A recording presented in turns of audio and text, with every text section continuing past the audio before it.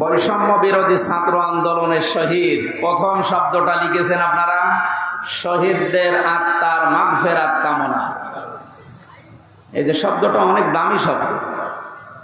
শহীদ যাকে তাকে বলা যায় না। আমি ব্রাহ্মণবাড়িয়া থেকে আসার সময় দেখি রাস্তার পাশে এক কবরে ব্যানার টাঙানো আছে, শহীদ ধীরেন্দ্রনাথ দত্ত।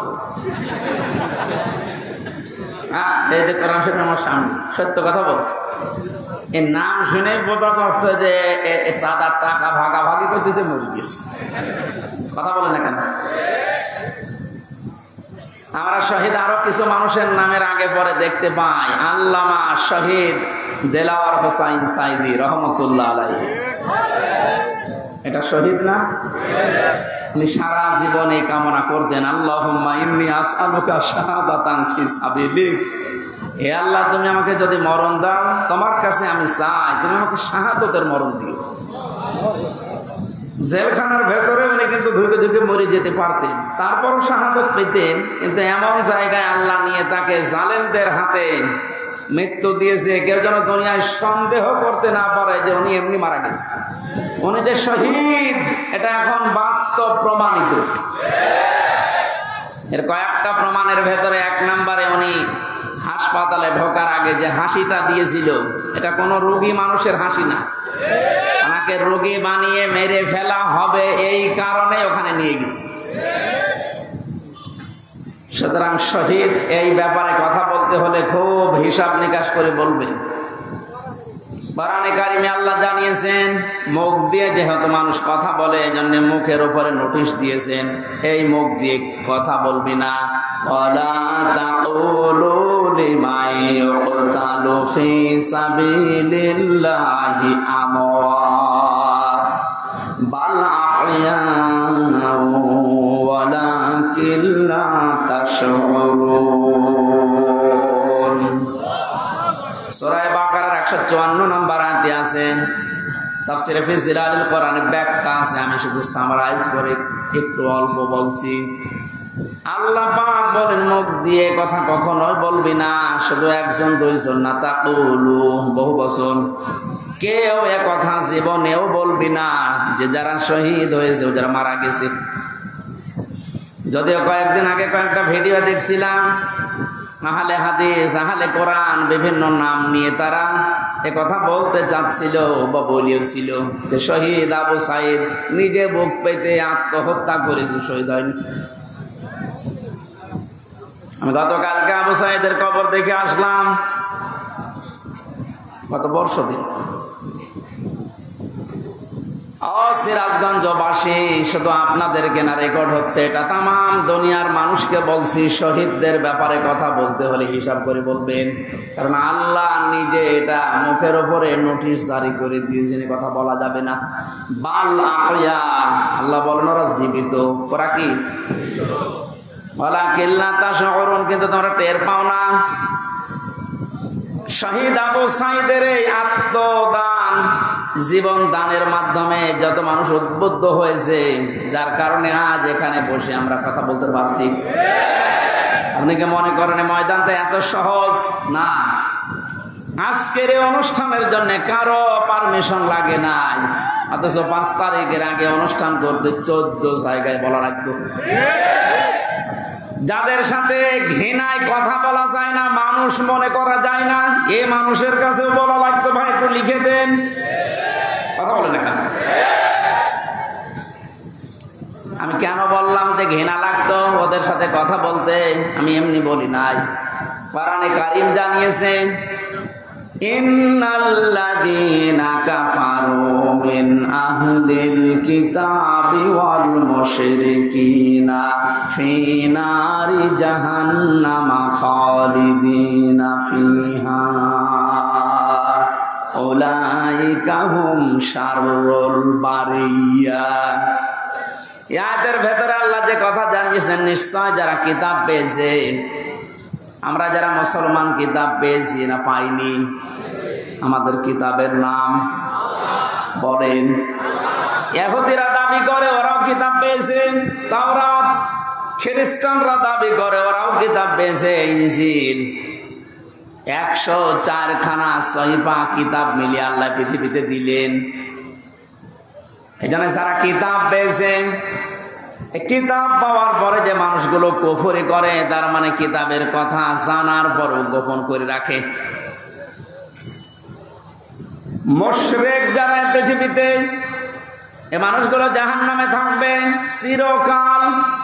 যত সৃষ্টি আল্লাহ বানিয়েছেন সব চাইতে বড় খারাপ সৃষ্টি আল্লাহ তাদের নাম উল্লেখ করেছেন। আমরা তো তাই দেখেছি, কোরআন আমরাও পেয়েছি। আমাদের মতো নামধারী মুসলমান যাদের কাছে অনুমতি নেওয়া লাগতো, এরাও পেয়েছে। কথা বললেন না কেন?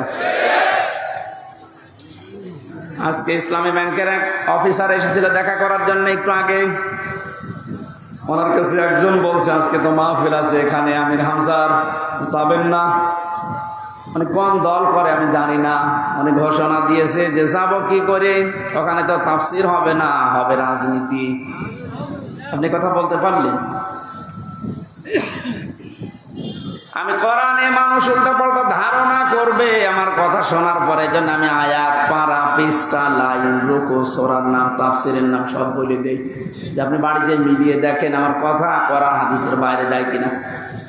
এরপরেও যে লোকটাই কথা বলেছে যে ওখানে ওয়াজ হবে না, তাফসির হবে না, রাজনীতি হবে, রাজনীতি কি ওয়াজের বাইরে?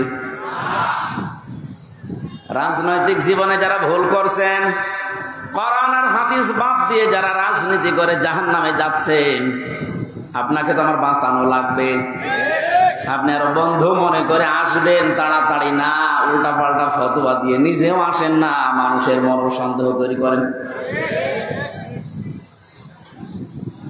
যিনি কথা বলেছেন তিনি ভুল পথে আছেন। আপনি এখন যদি তাওবা না করেন যে ওখানে গেলে রাজনীতি হবে, তাফসির হবে না, আপনি যদি একটা সজ্ঞানে বলে থাকেন, আপনার ঈমান নষ্ট হয়ে গেছে। কারণ রাজনীতি এই শব্দটা কোরআনে নেই। বলেন,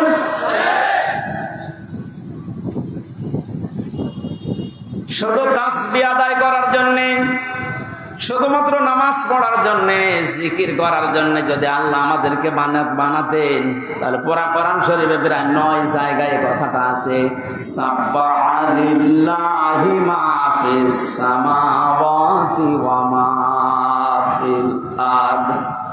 আসমান আর জমিনে যা আছে সব সৃষ্টিগুলো আমি আল্লাহর তাসবিহ আদায় করছে।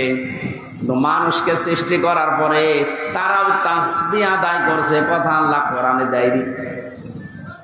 মানুষকে আল্লাহ কেন দিয়েছেন এই পৃথিবীতে?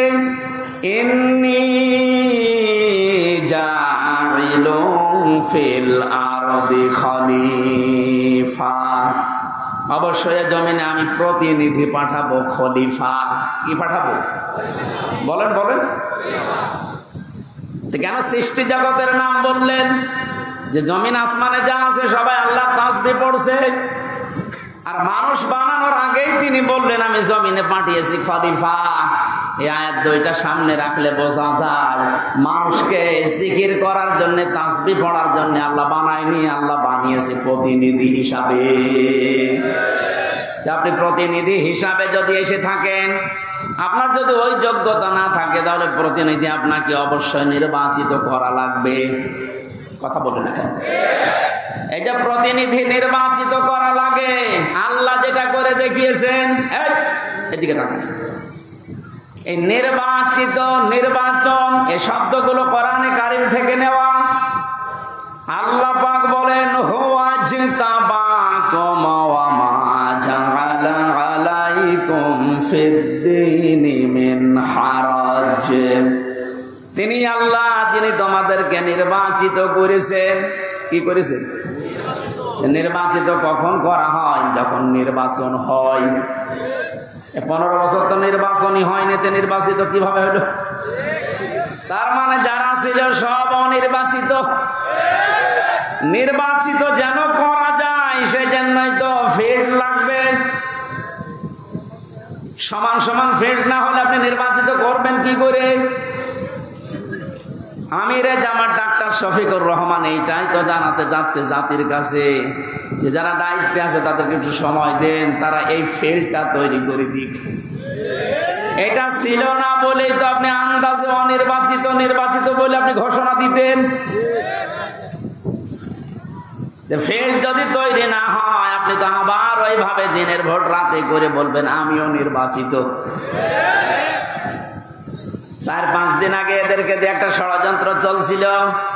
নির্বাহী আদেশের মাধ্যমে আইন মন্ত্রণালয় থেকে যারা দায়িত্বে আছে বিনা ভোটে বিনা নির্বাচনে 900 ভোটে যে মানুষগুলো আন্দাজে নির্বাচিত হয়েছি বলে ঘোষণা দিয়েছিল, একবারে উপজেলা চেয়ারম্যান মেয়র সব বাদ দিয়ে দিয়েছে। ওই মানুষগুলো শুরু করেছিল, না আমরা তো নির্বাচিত। কিসে নির্বাচিত? তুমি তোমাকে ফের তৈরি করেছিলে। আমার তো মনে হয় এদেরকে যারা সাহায্য সহযোগিতা করেছে এই ভোটে দাঁড়ানোর মাধ্যমে নাম দিয়ে, এরা অপরাধী, কারণ এরা নির্বাচিত করতে দেয়নি। এখানে এ দল আছে ও দল আছে, সব দিকে আছে। জাতীয় পার্টির নাম ধরে বলছি এদের শাস্তি আরো বেশি হওয়া দরকার।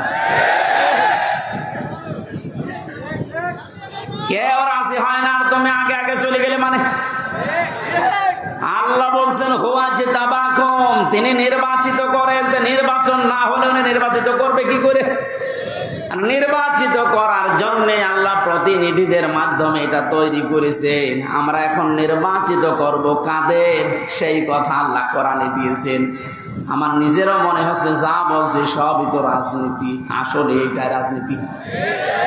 আপনি যেটা করতেন কোরআন হাদিস বাদ দিয়ে ওটা দুর্নীতি, আর আমি কোরআন দিয়ে যেটা প্রমাণ দিয়ে বলছি আপনাকে বাঁচানোর জন্য, এইটাই আসল রাজনীতি।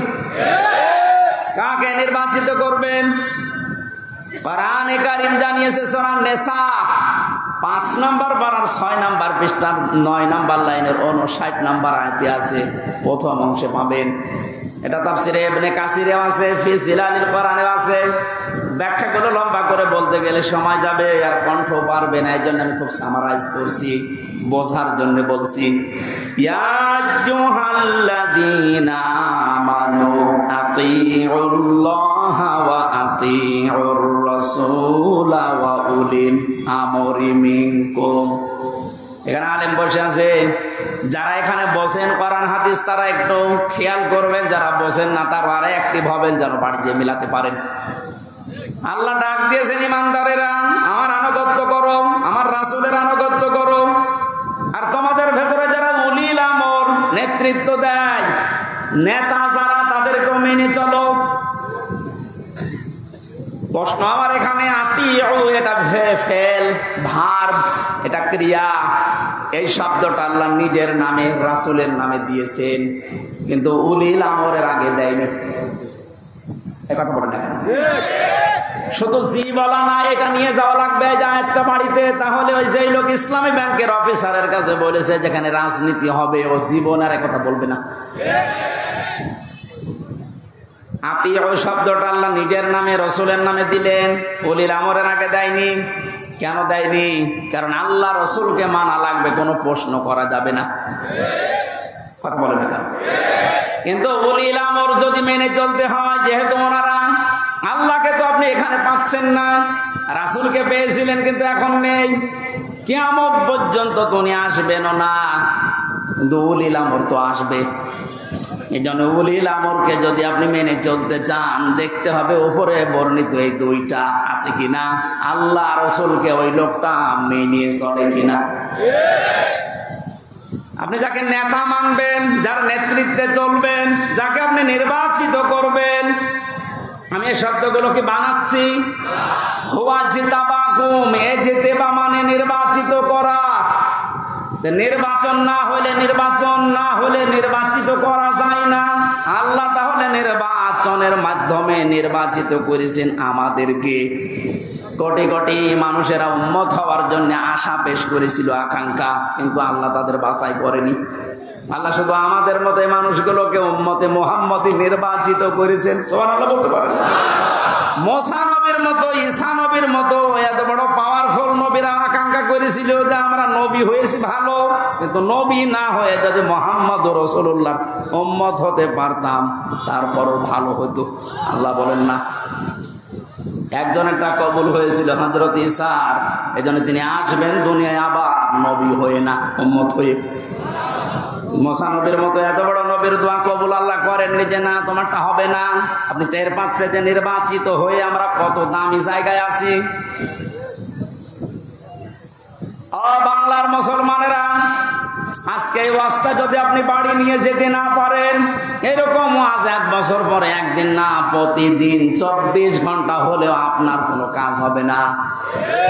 এই জন্য আত্মীয় শব্দটা আল্লাহ দেওয়ার কারণে আল্লাহ রসুলকে মানতে গিয়ে আপনি কোনো প্রশ্ন করতে পারবেন না, বুঝে আসুক আর না আসুক।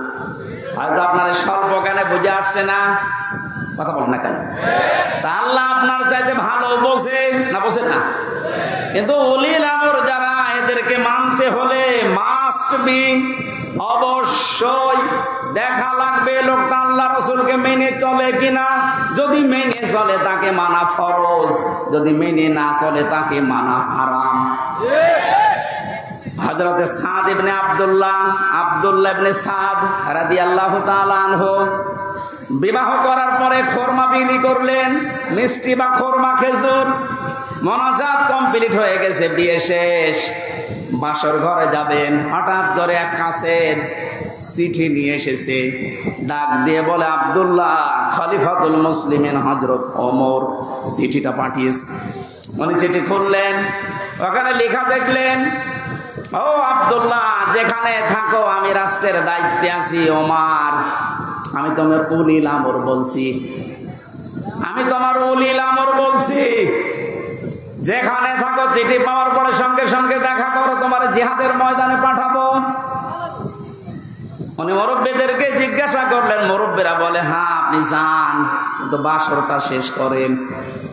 হযরত আব্দুল্লাহ ওই মজলিসে উঠে দাঁড়িয়ে কোরআনের কয়েকটা আয়াত পড়ে তাদেরকে জানিয়েছিলেন, ইয়া আইয়ুহাল্লাযীনা আমানু মা লাকুম ইযা ক্বিলা লাকুম ইনফিরু ফি সাবিলিল্লাহি সাকালতুম ইলাল আরদ আরাদিতুম বিল হায়াতিদ দুনিয়া মিনাল আখিরাহ ফামা মাতাউল হায়াতিদ দুনিয়া ফিল আখিরাতি ইল্লা কলিল।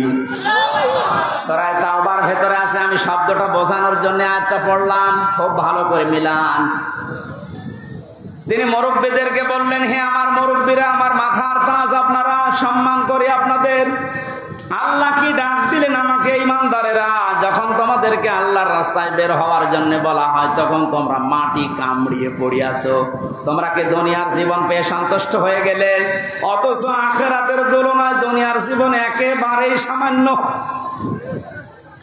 তার মানে এই ময়দানে আমাকে এখন পাঠাতে যিনি চাচ্ছেন উনি সাধারণ মানুষ না, উনি হচ্ছে উলিল আমর। কেন? হযরত ওমর যেহেতু আল্লাহ রসুলকে মেনে চলে, এই জন্য ওমরকে মানা এই মুহূর্তে ফরজ। কথা বুঝলে? আজ আমাদের বাস্তবতা যদি আমরা এভাবে মিলাতে পারতাম যে আল্লাহ রসুলকে যে মেনে চলে আমরা তাকে নির্বাচিত করব, আল্লাহ রসুলকে যে মেনে চলে না ও আমার বাবা হলে ওকে আমি নির্বাচিত করব না, কারণ এটা দুনিয়ার বিষয় না, এটা সম্পর্ক আখিরাতের সাথে। নয়তো আমি ধরা খাবো। আপনি যে ধরা খাবেন তার প্রমাণ কি? সূরা বানী ইসরাইল 15 নম্বর পারা 8 নম্বর পৃষ্ঠা 3 নম্বর লাইনের 72 নম্বর আয়াতের প্রথম অংশে আছে। বাড়ি যে মিলাবেন, যদি বিশ্বাস না হয় আবার ওই লোকের মতো আবার বললেন না যে না আজকে রাজনীতি হচ্ছে। ইয়াউমা নাদউ কুল্লা উনাসিম বিইমামিহিম। আল্লাহ পাক বলেন কিয়ামতের দিন আমি প্রতিটি মানুষকে বিচারের দ্বিতীয় স্টেপে, প্রথম স্টেপে ডাকবে একা একা, আর দ্বিতীয় স্টেপে প্রতিটি মানুষকে আল্লাহ ডাক দেবে তার নেতার সাথে। কার সাথে? আগে নেতা, এরপরে কর্মী। এটা রেকর্ড হয়ে সারা বাংলাদেশে কালকে ছড়িয়ে যাবে। 18 কোটি মানুষের দায়িত্ব নিয়ে এখন আমি বলছি, কান খাড়া করেন দেশের মানুষেরা। কোরআনের চোখ, হাদিসের চোখ লাগিয়ে দেখতে পাচ্ছি আপনি জাহান্নামে যাচ্ছেন। আপনার নিজের বিবেকের কাছে বলেন তো, কিয়ামতের প্রতিটি মানুষকে আল্লাহ যেহেতু তার নেতার সাথে তুলবে, যে নেতার আদর্শ আপনি মেনে চলেন, যাকে নির্বাচিত করবেন বলে আপনি ভোট দেওয়ার সিদ্ধান্ত নিচ্ছেন, আপনি নিজে থেকেই বলেন ওই লোকটা যদি কিয়ামতে আপনার সামনে দাঁড়ায় আপনি তার পেছনে, আল্লাহ তো আগে ওকে দেখবে, এরপর আপনাকে। আপনার কি মনে হয় ওর যা অবস্থা, ওর যা চরিত্র, ওর যা সুরত সিরাত, ওরে দেখলে আল্লাহ মাফ করবে বলে মনে হয়? দেখলেন? বলছেন না, তো এখনই ধরা খাবে।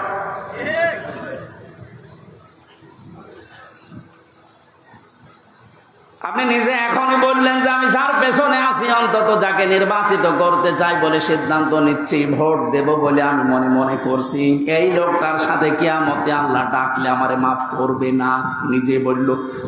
তাহলে ও ধরা খেয়েছে। কেটা বললো গো? হাত তোলেন তো। আপনি আপনি যেন ধরা না খান, এই জন্যই তো আয়োজন। রাজনীতি মনে করে আপনি আসলেনই না, আপনি তো ধরা আরো বেশি খাবেন। পাগলকে যদি বলা হয় নৌকা নাড়াবি না, ও বলে আমার মনে ছিল না। আরে ভাই, আমি তো আজকে কবরের ওয়াজ করবো বলে এসেছিলাম, আপনি কি মনে করে দিলেন? মনে যখন করে দিয়েছেন, আপনাকেও বাঁচাতে হবে, আমারও বাঁচতে হবে। এই জন্য উলিল আমর মানার ক্ষেত্রে খুব সতর্ক। এটা দুনিয়ার বিষয় না, এটা রাজনীতি মনে করবেন না, এটা আপনার আখিরাত জড়িত।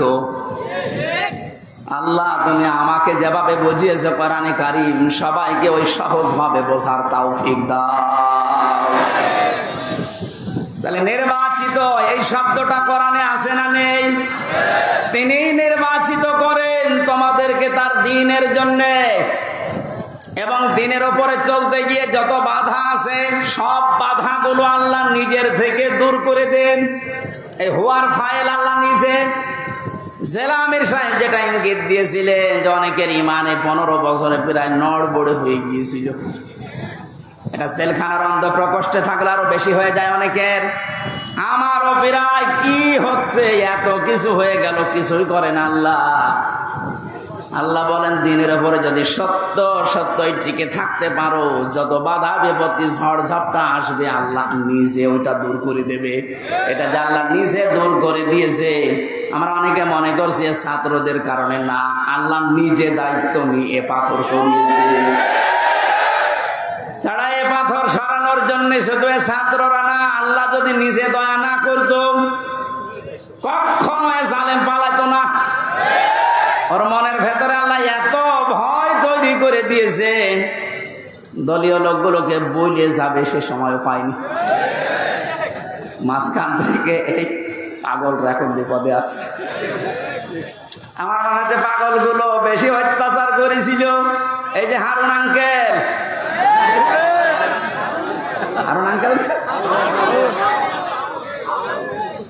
ওনার নাম এখন সারা পৃথিবীতে জানে, 3 ইঞ্চি। এই নাম দিয়েছে, মহিলারাও 3 ইঞ্চির খবর নেই। মেয়ে লোক সেও বলে 3 ইঞ্চি, ধরা পুলিশ। 5 তারিখের পর থেকে আজকের এই 31 তারিখ পার হয়ে আজকের 1 তারিখ পর্যন্ত বারবার ঘোষণা দেখেছে আমাদের অভিভাবক যিনি, শুধু বাংলাদেশের না, গোটা পৃথিবীর ইসলামী আন্দোলনের অভিভাবক তিনি এখন ডাক্তার শফিকুর রহমান। দূর থেকে উল্টা পাল্টা ধারণা করতে পারেন যে কি এমন উনি জেনারেল শিক্ষিত একটা ডাক্তার। আরে ভাই, তার ইখলাস জানেন, তার তাকওয়া জানেন, তার ইবাদতের খবর জানেন। আমি ছিলাম তার সাথে 4টা দিন। আমার তো মাঝে মাঝে মনে হয় পৃথিবীতে কেউ যদি জিন্দা ওলি দেখতে চায়, ওই আস্তালায়, গাছতলায়, বসতলায় যারা বসে আছে বটতলায়, ওরা আল্লাহর ওলি না। আল্লাহর ওলি দেখতে চাইলে আপনি ওই লোকটার দিকে তাকিয়ে থাকবেন। তার ইবাদতের মারটা আপনি খোঁজ পাবেন না। এই যে সকালবেলায় এই 65 বছরের একটা মুরব্বী মানুষ, সকাল বলতে রাত 4:30টার সময় ডাক দেয়। ওই সময় হাতে হ্যান্ডকাপ দিয়ে, পায়ে বেড়ি দিয়ে কোর্টে নিয়ে যাচ্ছে। তবে 1-2 কিলোমিটার না, এই কাশিমপুর থেকে একেবারে কোর্ট পর্যন্ত যাওয়া আসা করতে প্রায় 7-8 ঘন্টার সময় লেগে যায়। এত কষ্ট স্বীকার করে রাত 8টা 9টা 10টার সময় ওনারে নিয়ে আসতো। ওনার যেন দেরি হয়, যেন ওনার কষ্ট হয়। ঘরে আসার পরে দেখতাম, বলতাম মুরব্বী খাবার খাবেন না, ঘুমিয়ে পড়েন। আমার বলছে হামজা ঘুমাও। পাশেই ছিলাম, মাঝে মাঝে জিজ্ঞাসা করতাম যে এত কষ্ট করে আসলেন, ঘুমাবেন না? আমারে বলছে ঘুমাও, আমি এখন কিছু সময় আল্লাহর জিকির করব, দরুদ শরীফ পড়ব। 2-2.5 ঘন্টা ঘুমিয়ে যে মানুষটা রাত 9:30 10টার সময় কোর্ট থেকে এসে 2 ঘন্টা 2.5 ঘন্টা পর্যন্ত ঘুমিয়ে এরপরে তাহাজ্জুদের নামাজে, আমি হাফেজ কিনা আমি জানি না, যতটুকুই পড়তো এরপরে সেজদায় পড়ে যেত। 40-45 মিনিট 1 ঘন্টা দেখি সেজদায় পড়ে আছে। ভোর পর্যন্ত যার সাদা দাড়িগুলো, সাদা চুল সব সাদা হয়ে গেছে, টপ টপ করে পানি পড়তো, শুধু হাত তুলে সেজদার পরে বসে আছে। আমার তো সেজদা লাগে 1.5 মিনিট 2 মিনিট, আর ওনার সেজদা লাগতো 45 মিনিট 1 ঘন্টা। 1.5 ঘন্টা কেটে যেত এক সেজদায়। আমার 12 রাকার তাহাজ্জুদ মিলে মাত্র 1.5 ঘন্টা ওনার এক সেজদায় চলে যেত। বাকি তাকওয়ার খবর তো বাস্তবে আপনি টের পাননি। প্রতি সোমবার বৃহস্পতিবার রোজা রাখার নিয়ম। কয়জন মহারথী আছে এখানে আমল করে? সারাটা জীবনে আমল করতে করতে আসতেছে, খালি ধারণা করে দূর থেকে, হ্যাঁ কি জানে, এত ডাক্তার মানুষ। তার যে এলেমের বহর, একটা জেনারেল মানুষ হয়ে কোরআনে কারিম এরকম গভীর গভীর কথা বলা আমি বিশ্ববিদ্যালয়েও পাইনি। আরে ভাই, আমি তো ভার্সিটিতে শেষ করে আসলাম, আমাদের বহর তো আমি দেখেছি। ডাক্তার মানুষের কাছে থেকে কোরআনে কারিমের শব্দের এত গভীরে যেতে পারতেন আমি দেখেছি বাস্তবে, যে জীবনে ওই রকম কথা আমি কোনোদিন শুনি নাই। অনার্স মাস্টার্স করেছিলাম, তো এক একটা শব্দ যখন বলতেন, এমন এমন শব্দের অর্থ নিয়ে আসতেন যে কোনোদিন কল্পনাও আসে না যে শব্দের ভেতরে থাকতে পারে। দিনের ওপরে চলতে গিয়ে কোন বাধা আল্লাহ নিজের থেকে দূর করে দেয়, রাখেন না। এটা আমি আগে জানতাম না, ওই সময় জেনেছি। আল্লাহ পাক বলেন, তোমাদেরকে যেহেতু আল্লাহ নির্বাচিত করেছে লক্ষ লক্ষ কোটি কোটি উম্মত থেকে, সুতরাং তোমাদের দাম কম না, অনেক বেশি। তোমাদের পরে ঝড় ঝাপটা বিপদ আপদ আসবে আল্লাহ জানে, কিন্তু আসলে আল্লাহ থাকতে দেবে না, স্থায়ী হতে দেবে না। আল্লাহ নিজে দায়িত্ব নিয়ে ওই ঝড় ঝাপটা বিপদ আপদ তার নিজের দায়িত্বে দূর করে দেবে। আল্লাহ এইটাই করে দিয়েছে। এই কথা বলে না কেন? নাই তাই 15 বছরে কত মহারথী তো চেষ্টা করলো, সব চেষ্টায় প্রায় বিফল হয়ে গেছে। ছাত্র আন্দোলনের নামে যারা নেমেছিল, এ মানুষগুলোর সাথে মাস্ট বি আল্লাহ আবাবিল পাঠিয়েছিল। জালেমদের মনের ভেতরে আল্লাহ ভয় তৈরি করে দেন। এ দায়িত্ব কার? আরো জোরে। এটা তৈরি করেন কাদের কারণে? যে মানুষগুলোর ভেতরে ইখলাস আছে যত বেশি, তাকে দেখলে জালেমরা ভয় পায় তত বেশি। আমরা 15 বছর অনেক জালেমকে ভয় পেয়েছি তার অত্যাচারের কারণে, আর আমিরে জামাতকে এখনো জালেমরা ভয় পায় তার তাকওয়ার কারণে। বাংলার মুসলমানেরা, আমি যেটা বোঝানোর জন্য পর্যন্ত এসেছিলাম, শহীদ যারা হয় এদের নিয়ে যারা উল্টা পাল্টা ধারণা করেন, কোনদিন এই মুখ দিয়ে কথা বলবেন না যে ওনারা মরে গেছে, এমনি না, ওনারা জীবিত, কিয়ামত পর্যন্ত শুধু জীবিত এইটাই থাকবে, কিন্তু আমরা টের পাই না। এর পরের কথা আল্লাহ দিয়েছেন, মানুষ যেহেতু ধারণা করতে পারে, মুখে হয়তো বলে না, কিন্তু ধারণা করতে পারে যে মরে গেছে। আল্লাহ ধারণার উপরও নোটিশ দিয়েছেন, ওয়ালা তাহসাবান্নাল্লাযীনা কুতিলু ফি সাবিলিল্লাহি আমওয়াতা বাল আহইয়াউন ইনদা রাব্বিহিম ইরযাকুন। সূরা আলে ইমরান 4 নম্বর পারা 11 নম্বর পৃষ্ঠা 9 নম্বর লাইনের 169 নম্বর আয়াত। এটা তাফসীরে কাবীরে পাবেন। আল্লামা ফখরুদ্দিন রাজি রহমাতুল্লাহ আলাইহি ব্যাখ্যা করতে গিয়ে লিখেছেন, ওই পৃথিবীর মানুষেরা মুখ দিয়ে তো বলবেই না, অন্তরে যেন এ ধারণাও কোনোদিন না আসে যে শহীদরা মরে গেছে। এটা ধারণাও করা যাবে না। বালাহিয়াউন,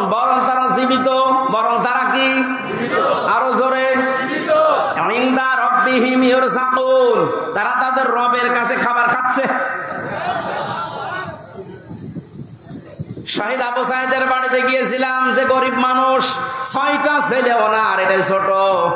ওনার বাবা মারে বলছিল যে অবস্থায় ওদের বাড়ি ঘর দেখলাম, আমার মনে হয় 3 বেলা পেট পুরে খাবার খাওয়ার মতো পরিবার না। আল্লাহ তার জীবনটা এত বেশি পছন্দ করেছিলেন, সাধারণভাবে মরণ দেয়নি, এত সাহস তার বুকের ভেতরে দিয়েছিলেন, জালেমদের সামনে জীবনটা দিয়ে শাহাদত বরণ করে কিয়ামত পর্যন্ত জান্নাতি খাবার খাবে। কোনো সন্দেহ নেই যে কিয়ামত পর্যন্ত আল্লাহ খাওয়াবে। কারণ যেহেতু মরে না, জীবিত থাকে, আর জীবিত থাকলে খাওয়া লাগে, খাওয়া লাগে না? আর খেলে রক্ত গোশত তৈরি হয়, খাবার খেলে মানুষের রক্ত গোশত তৈরি হয়। ওই দিন আমার মাহফিল, দিন রাতের বেলা গিয়েছিলাম ওখানে, রাত 9:30টার পরে অনুষ্ঠান ছিল আমার গাইবান্ধার গোবিন্দগঞ্জে। ওখানে এসে উঠলাম, জেলা আমির সাহেব এসে আমার বলছে, আমির হামজা, 1 মাস আগে এখানে সাব্বির নামে একামতে দিনের একজন, ওকে মেরে ফেলা হয়েছিল। 1 মাস পরে ওর কবর খুঁড়ে কবর ভেঙে গেছে বৃষ্টিতে, দেখলাম ওর কবরের ভেতর থেকে তাজা রক্ত পাওয়া যাচ্ছে। সিরাজগঞ্জবাসী, আল্লাহর কসম করে বলছি, কোরআনের আয়াত আমি 100% বিশ্বাস করি। শাহাদত বরণ করলে সত্যি এরা কিন্তু মরে না, এরা জীবিত। আর জেগে থাকলে যেহেতু খাওয়া লাগে, আর খেলে মানুষের রক্ত গোশত চর্বি চামড়া তৈরি হয়। 1 মাস পরে এই জন্য কবর ভেঙে যাওয়ার পরে দেখা যাচ্ছে ওর রক্ত, টাটকা রক্ত। তার মানে আল্লাহ 1 মাস তাকে না খাওয়িয়ে রাখে নাই। না খাওয়িয়ে রাখলে তো পাওয়া যেত না। কথা বলেন না কেন? এর একটা বাস্তব আর একটা প্রমাণ দিচ্ছি, হাদিস। হযরতে হামজা রাদিয়াল্লাহু তাআলা আনহু, তার একটা ছোট্ট মেয়ে ছিল। সে শহীদ হওয়ার পরে নবীজির কাছে এসে বলেছিল, ভাই, আমার বাবা যে শহীদ হয়েছে, আপনার মুখে আমি শুনেছি, কোরআনে আছে যে শহীদরা মরে না, জীবিত, ওরা নাকি জান্নাতে ঘুরে বেড়ায়। আমার বাবা যে শহীদ হয়েছে জীবিত, আমি এটা দেখতে চাই। নবীজি বললেন, বোন আমার, কি করে দেখাবো এখানে তোমাকে? হঠাৎ করে ছোট মেয়েটা আকাশের দিকে তাকিয়ে বলছে, আব্বু, আমি এখানে। নবীজি বলছেন, বোন, কাকে ডাক দাও? বলছে, আব্বু, ওই যে পাখা লাগিয়ে কার সাথে যেন উঠতেছে। বিশ্ব নবী বলেন, বোন আমার, ওটা দুনিয়া না, ওটা জান্নাতের ভেতরে তোমার বাবা জান্নাতের পাখি হয়ে উঠতেছে।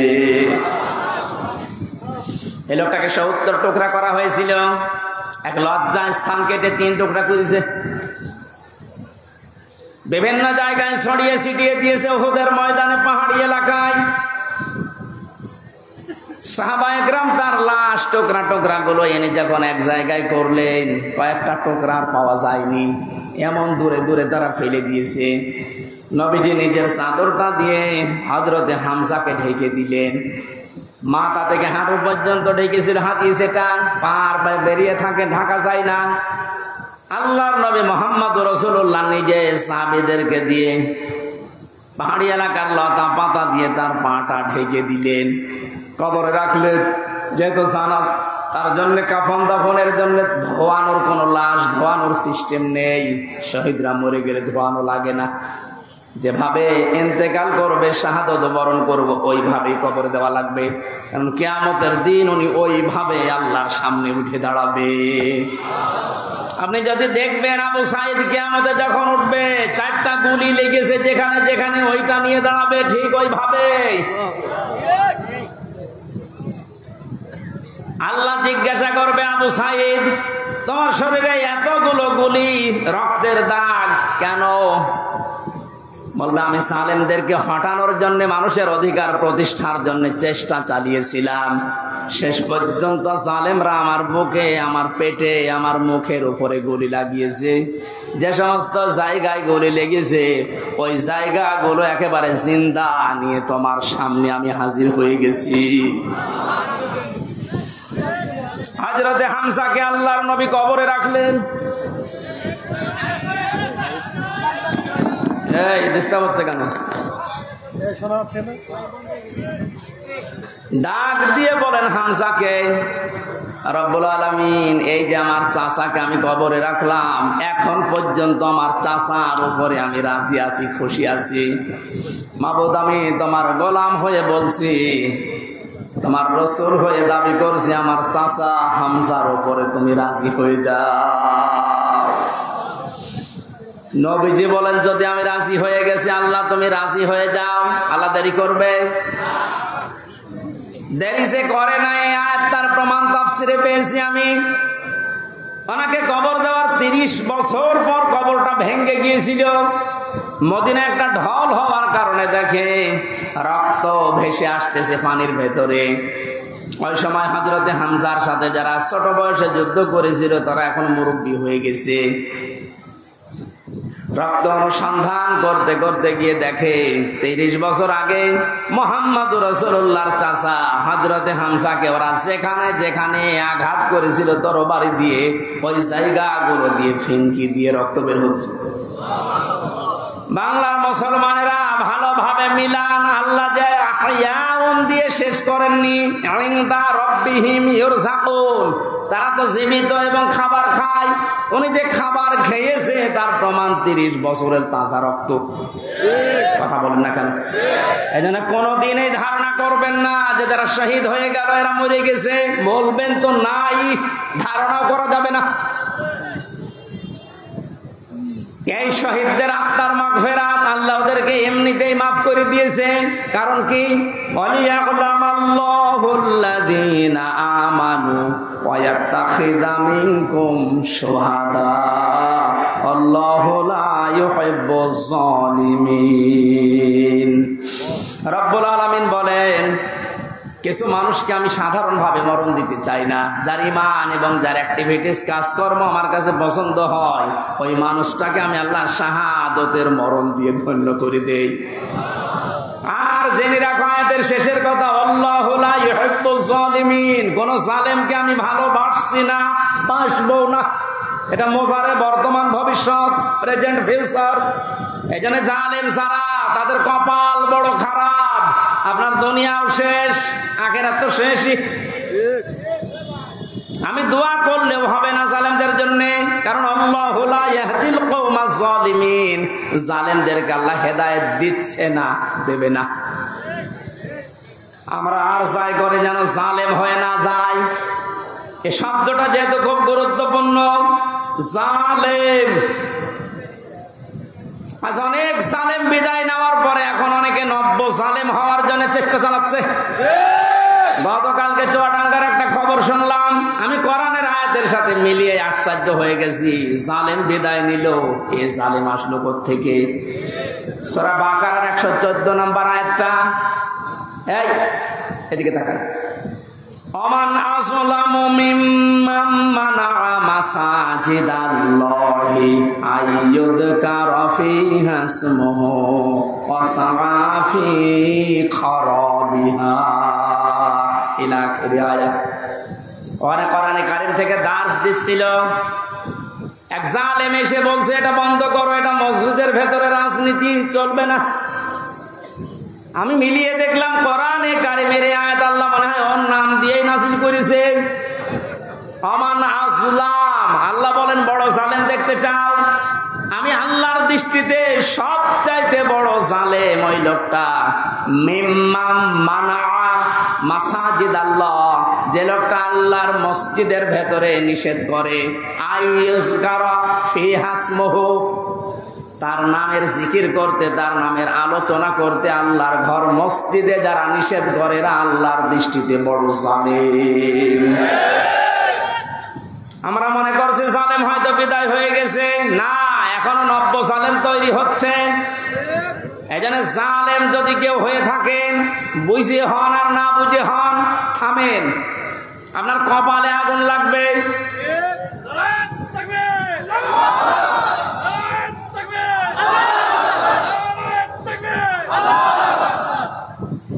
এটা সূরা শুআরার ভেতরে আছে, শেষ নাম্বার আয়াত। আল্লাহ বলেন অতি শীঘ্রই জালেমরা তাদের পরিণতি, তাদের আশ্রয়স্থল দেখতে পাবে। এই জালেমরা যেমন আজ দেখতে পাচ্ছে, এত বড় দরবেশ কেউ দেখলাম জুলুম করার ফল কি? দাড়ি কেটেও বাঁচতে পারে না। আল্লাহ বলেন জালেমদেরকে আমি ধরি, কারণ জালেমের বিরুদ্ধে আমার মামলা। কার মামলা? শব্দটা লক্ষ্য করেছেন? জালেমের বিরুদ্ধে হামজা মামলা দেবে না, জালেমের বিরুদ্ধে মামলা দেবে কে? ডাক্তার শফিকুর রহমান আজকেও ঘোষণা দিয়েছে কুষ্টিয়ায় যে আমরা সবাইকে সাধারণ ক্ষমা করে দিলাম, কিন্তু যে পরিবারগুলো অত্যাচারিত হয়েছে তারা যদি এখন অত্যাচারের প্রতিশোধ নিতে গিয়ে কিছু করে, ওইটার জন্য আমরা দায়ী না। শব্দটা তো আসলে ঠিক। তাই নয় না, আকাবতুম ফাআকিবু বিমিসলি মা উকিবতুম বি। আল্লাহ বলেন যতটুকু অত্যাচারিত হয় প্রতিশোধ অতটুকু নিতে পারবা। আমার তো যতটুকু মনে হচ্ছে এতটুকু নিলেও জালেমরা দুনিয়ায় টিকে থাকতে পারবে না। আপনাকে ব্যারিস্টার আরমানের মতো 8 বছর যদি মাটির নিচে ওই কবরের ভেতরে রাখা যায়, আপনি যত বড় জালেম হন এমনি মরে যাবেন। আল্লাহ তো বলেছে যতটুকু করেছে অতটুকু করো, আপনি পারবেন?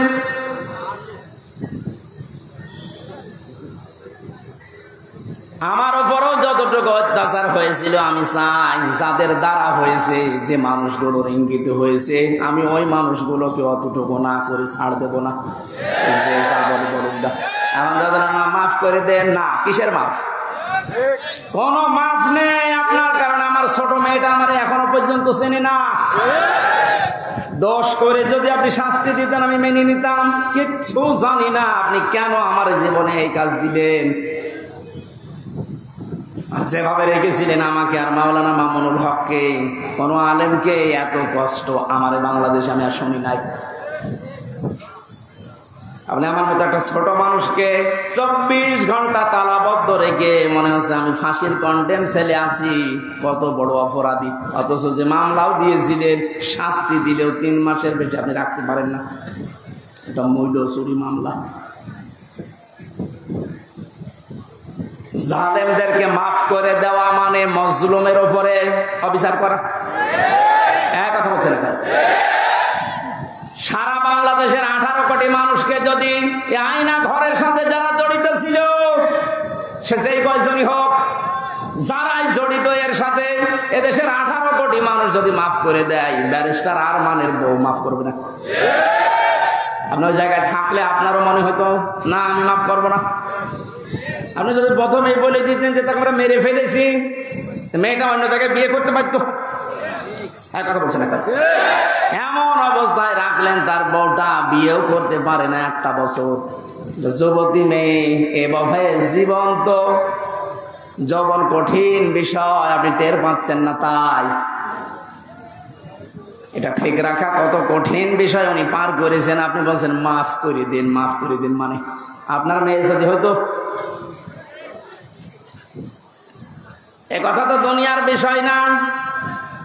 জালেম যারা জুলুম করছেন আজ এবং নব্য জুলুম করার জন্য যারা প্রস্তুতি নিচ্ছেন, আপনি কিন্তু নিজের কপালে আগুন লাগাচ্ছেন। আল্লাহর ঘরের ভেতরে যদি আল্লাহর নাম, আল্লাহর কোরআনের কথা কেউ বলতে নিষেধ করে, এটা দুনিয়ায় সব চাইতে বড় জালেম।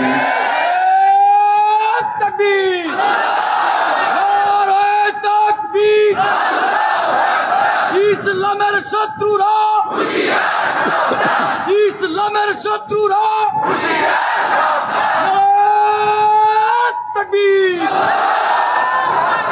এবার একটা কঠিন আয়াত বলছি, খুব ভয়ঙ্কর। এটা আমি যে জালেম জালেম জালেম বলছি বারবার, কেন জানেন? কারণ জালেমদের বিরুদ্ধে আল্লাহ নিজে অভিযোগ দায়ের করবেন, নিজে মামলা ঠুকে দেবেন। ইন্নামাস সাবিলু আলাল্লাযীনা ইয়াযলিমুনান নাস। সূরা শুরার 42 নম্বর আয়াত প্রথম অংশে আছে, আল্লাহ পাক বলেন অবশ্যই আমি আল্লাহ নিজে মামলা দেব জালেমের বিরুদ্ধে, যারা মানুষ হয়ে মানুষের উপরে জুলুম করেছে, অত্যাচার করেছে। এদের বাংলার জালেমেরা আপনার দুনিয়ার জীবন শেষ, আর আখিরাত তো আপনি আল্লাহর মামলার আসামি। যিনি বিচারপতি, যিনি রায় দেবেন, তিনি যদি মামলার বাদী হয়, তা আপনি তো একেবারে সরাসরি খালাস পেয়ে যাবেন। বলেন না কেন? আমার মামলার যারা আসামি, মানে বাদী ছিল যারা, আমার মামলার যারা বাদী ছিল তারা টাকা পয়সা বহু খেয়েছে আকিস গ্রুপের কাছ থেকে। গত পরশু দিনও আকিসের মালিক আমারে বলছে, হুজুর আপনাকে আমরা চাকরি দিয়েছিলাম আমাদের মসজিদের খতিব হিসাবে, ওই শয়তানরা আপনাকে পেঁচে ফেলে আমাদের কাছে কয়েক কোটি টাকা 5 তারিখের আগ পর্যন্ত নিয়েছে। যদি 5 তারিখ না আসতো ওরা এখনো টাকা নিত। আমার মামলার আয়োজক লোকটা মেজানুর রহমান, একের হাটে বাড়ি। আমার মনে হয় ওরে পেলে পিটিয়ে মানুষ জনগণ মেরে ফেলবে। আর বাকিগুলোর নাম একবার বলেছিলাম ওই কুষ্টিয়ার এক মাহফিলে। তারা পরের দিন বলছে, হুজুর আর নাম বললেন না, কিছু হলে কিন্তু আমরা মারা পড়ে যাব। কেমন ভয় আছে জালেমরা দেখেন। তবে এই যে লোকটা, এই লোকটা 5 তারিখের আগের দিন 4 তারিখ রাত্রে টাকা নিয়েছে। এই মামলার আয়ুটা ওই এখন নাই, থেমে গেছে। আমার মনে হয় 5 তারিখ বাংলাদেশে না আসলেও শয়তান এখনো টাকা নিত।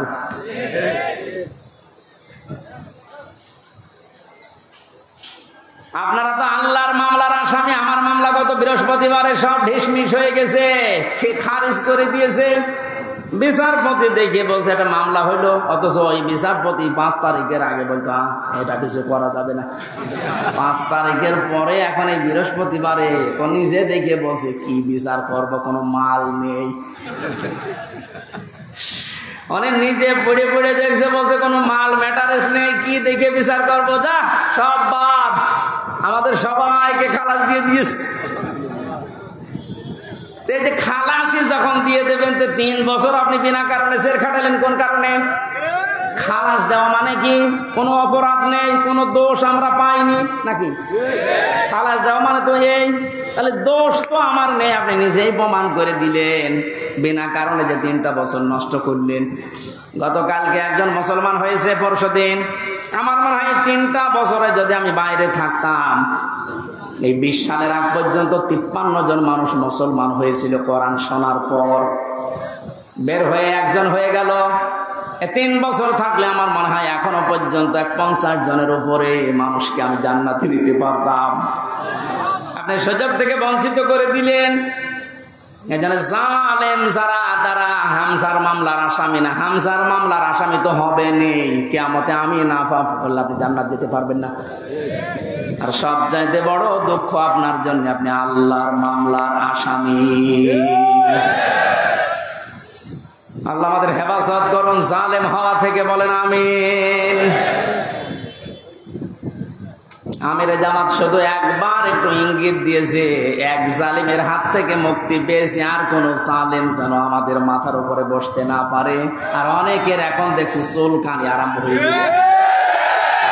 কোন কারণ আপনার চুলকানি আসবে? আপনি কি জালেম? তার মানে আপনি নিজের থেকেই মনে মনে ভাবছেন যে আমি এগুলো করছি, সামনেও করব। আপনিও জালেম। ঠাকুর ঘরে কে রে? আমি তো কলা খাই। অনেকে আপনার নাম বলে বলেছে, বলেন কোন কারণে নিজের দিকে টেনে নেন?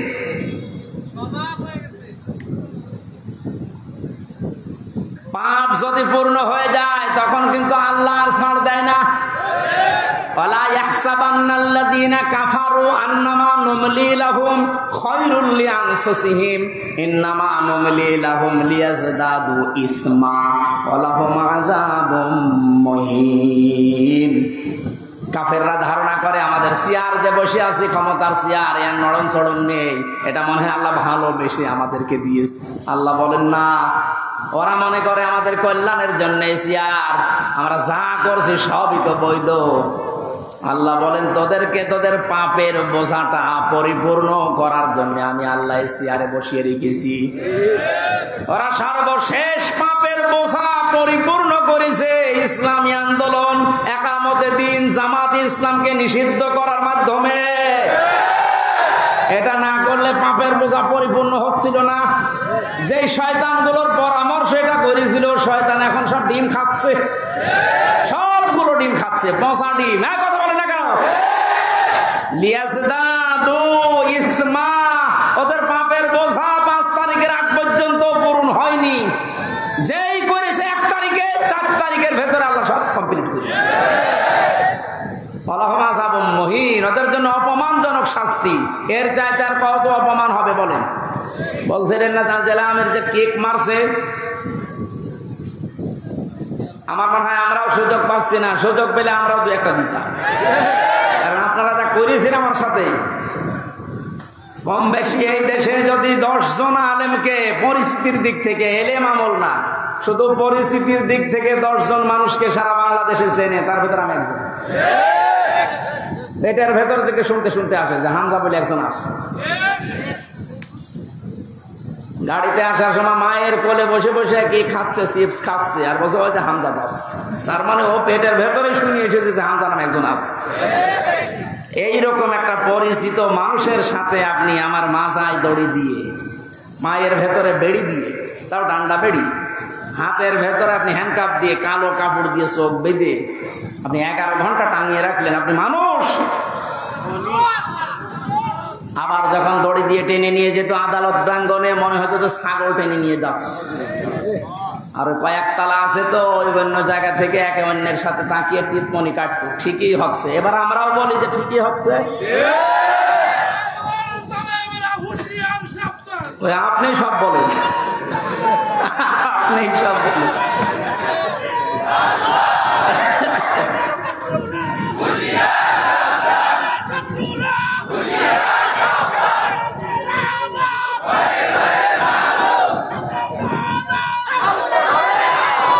আলহামদুলিল্লাহ ভাই,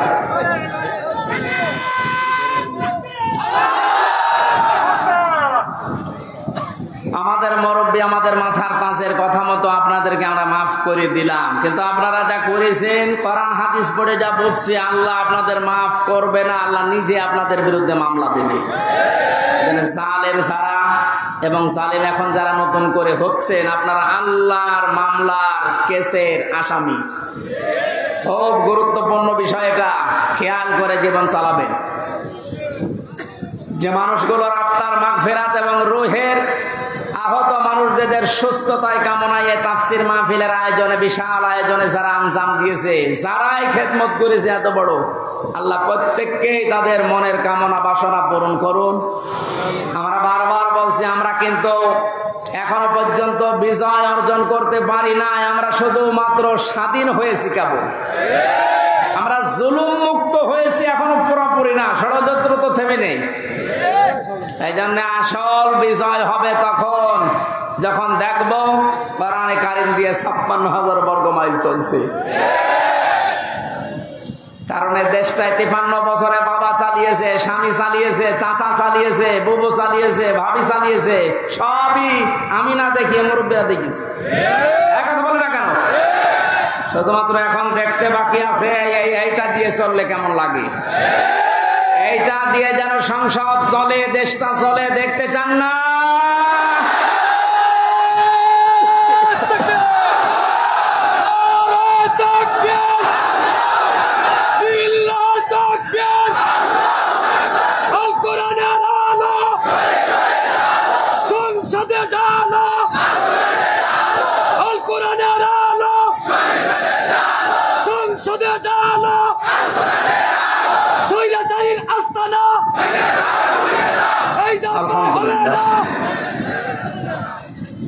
অনেককে এখন এই নতুন একটা পায়দারা আজ 2 দিন থেকে শুনছি আরম্ভ করেছে যে ইসলাম যদি যায়, এরা ভুল ভাল আপনাদেরকে বোঝাচ্ছে, যদি ইসলাম যায় মেয়েরা আপনারা কিন্তু আবার ঘরবন্দি হয়ে যাবে।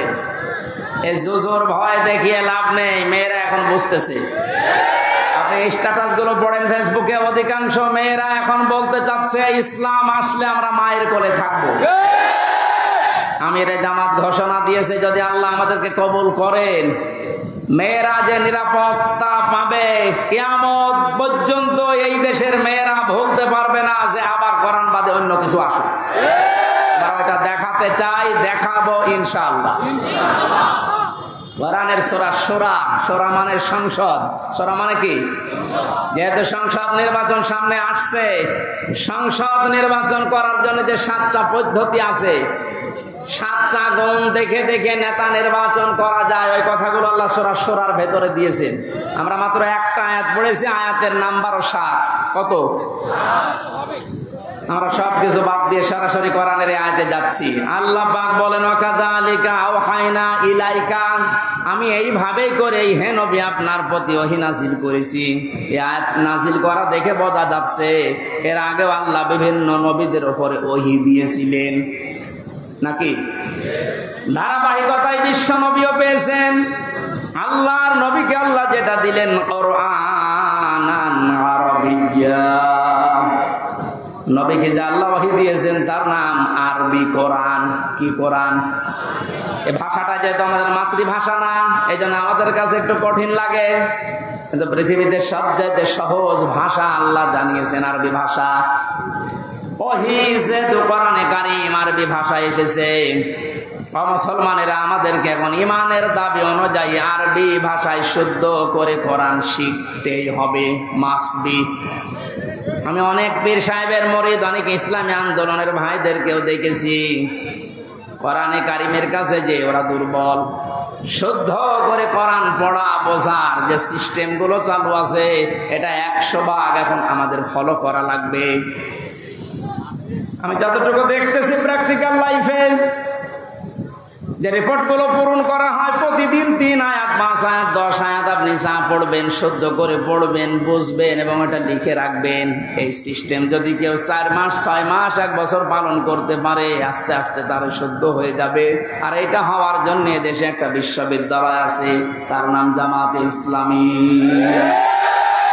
আমি অন্য কোনো জায়গায় এসে সিলেবাসটা পাইনি। আপনি যা যা করেছেন সবগুলো পয়েন্ট আকারে ওখানে লেখা লাগে। আপনার জীবন এমনি পরিশুদ্ধ হয়ে যাবে। নিজেকে যদি পবিত্র করতে চান, পরিশুদ্ধ করতে চান, ফিরে আসেন। আহ্বান জানাচ্ছি, দাওয়াত দিচ্ছি। নয়তো আবার বলবেন যে আল্লাহ আমি দাওয়াত পাইনি। এই জন্য দাওয়াত দিয়ে দিলাম। যদি বিশ্ববিদ্যালয়ে পড়ার ইচ্ছা থাকে, আপনি মূর্খ মানুষ হন, অসুবিধা নেই।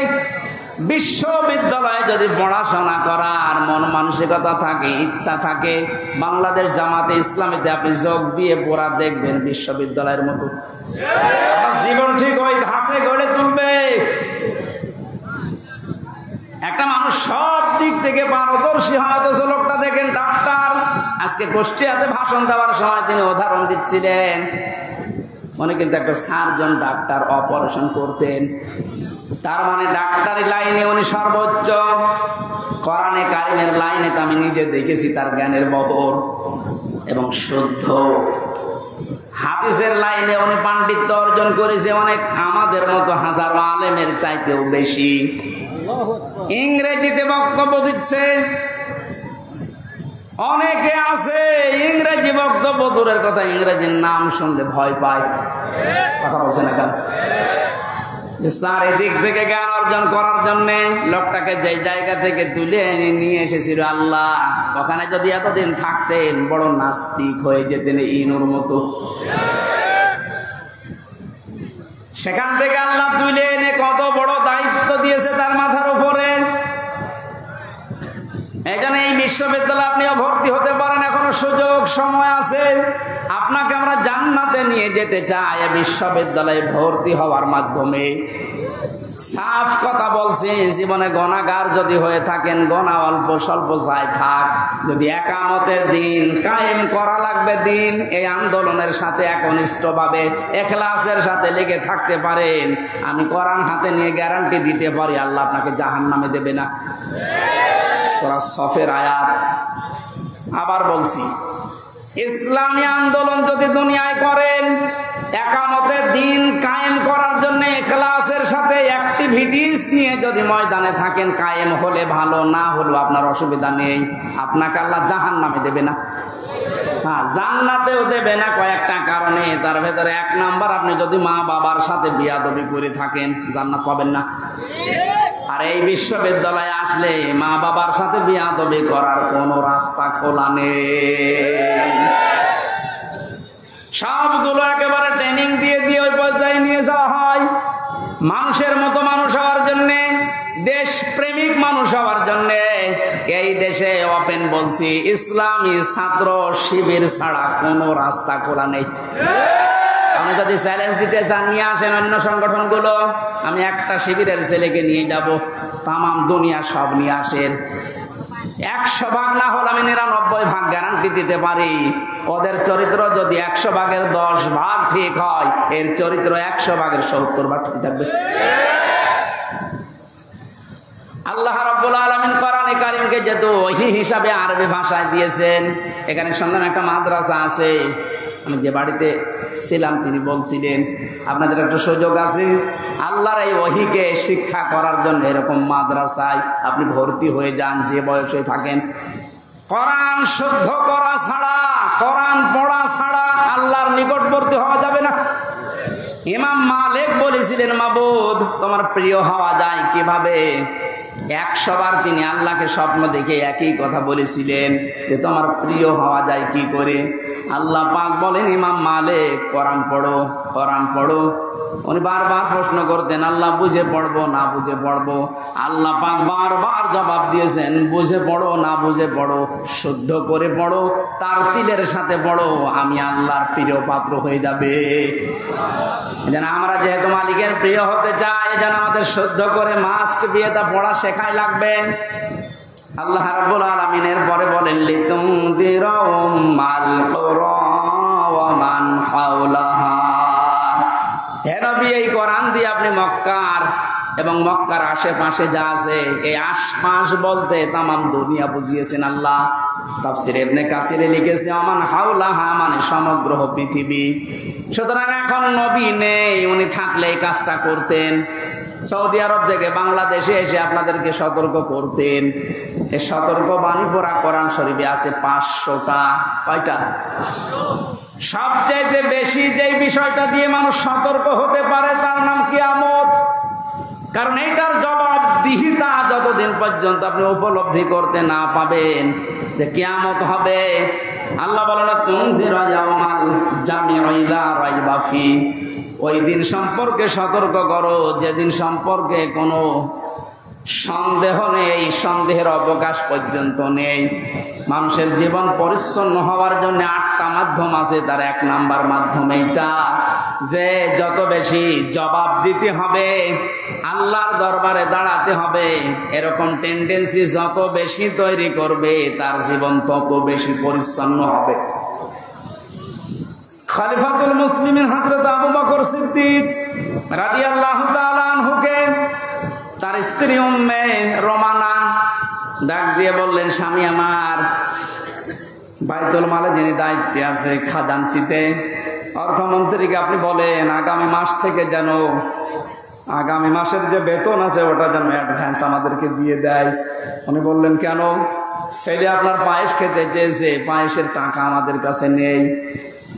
চলে গেলেন বাইতুল মালে, ডাক দিয়ে বললেন, আমার কিছু টাকা পয়সা লাগবে, যেহেতু এ মাসের টাকা আমি নিয়ে নিয়েছি, আগাম মাসের টাকা আমার অ্যাডভান্স দিয়ে দেন।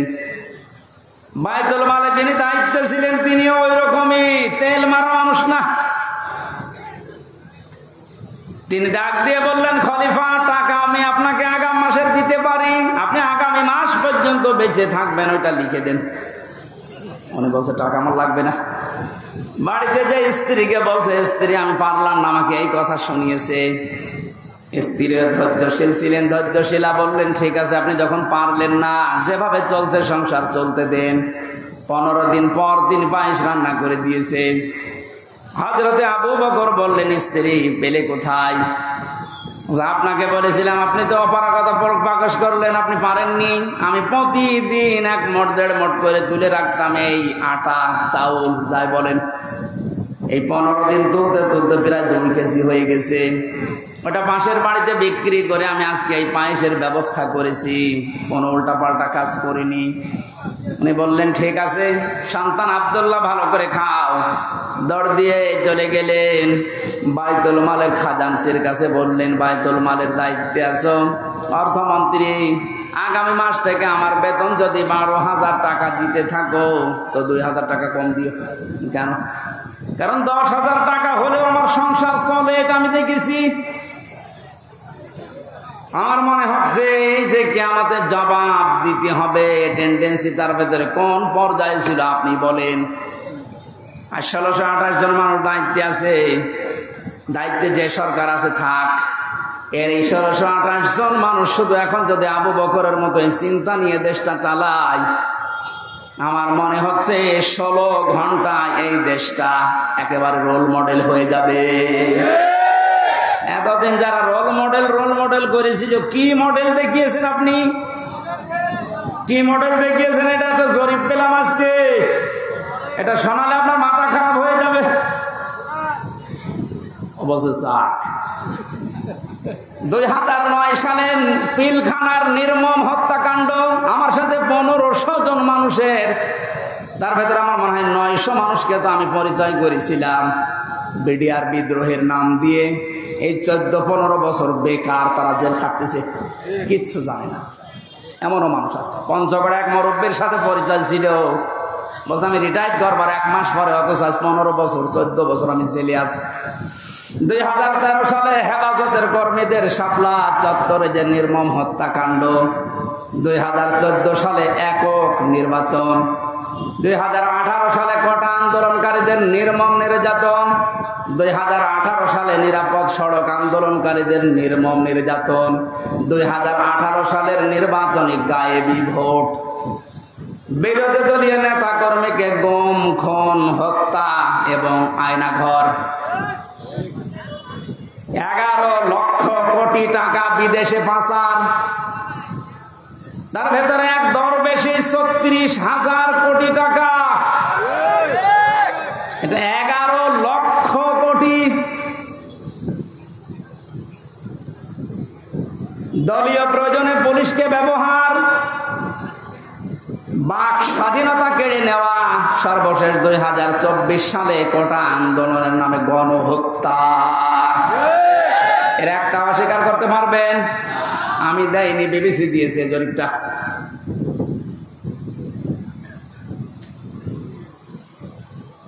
এই জন্য তো বলছি 1628 জন মানুষ যদি এই বাংলাদেশে এখন হযরতে আবু বকরের এই মন নিয়ে দেশটা চালাতে পারে, আন্দাজে উল্টা পাল্টা টার্গেট দেওয়া লাগবে না।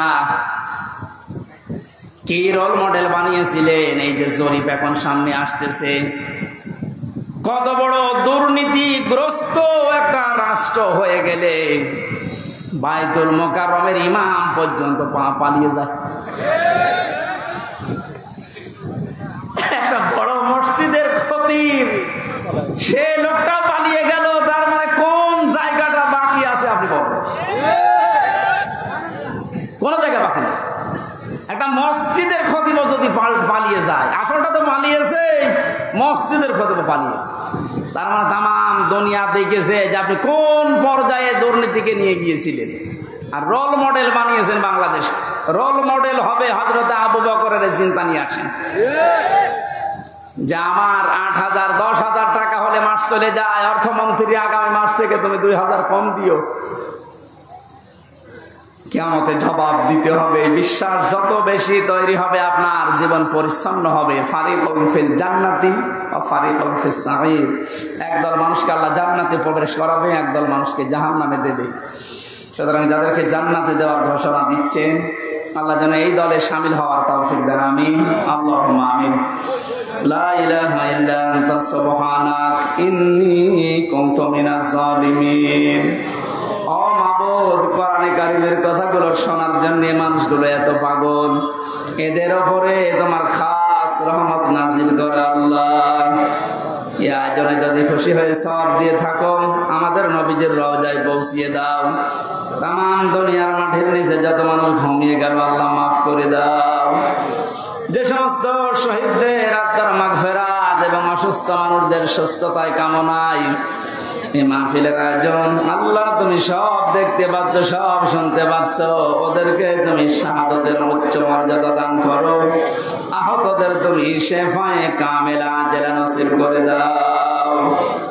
এ বাংলাদেশে আমরা স্বপ্ন দেখি কোরআন দিয়ে চলবে।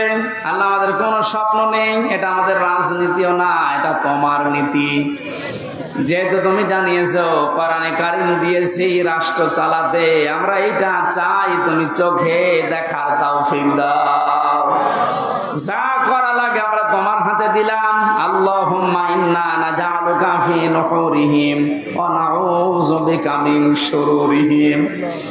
মুসাফির অবস্থায় আছি, অসুস্থ অবস্থায় আছি, মাজলুম অবস্থায় আছি। আল্লাহ তুমি আমাদের মোনাজাত কবুল করো। জীবনে কিচ্ছু চাই না আমাদের নিজেদের জন্য, শুধু এইটা চর্ম চোখে দেখতে চাই যে কোরআন দিয়ে দেশটা চলছে।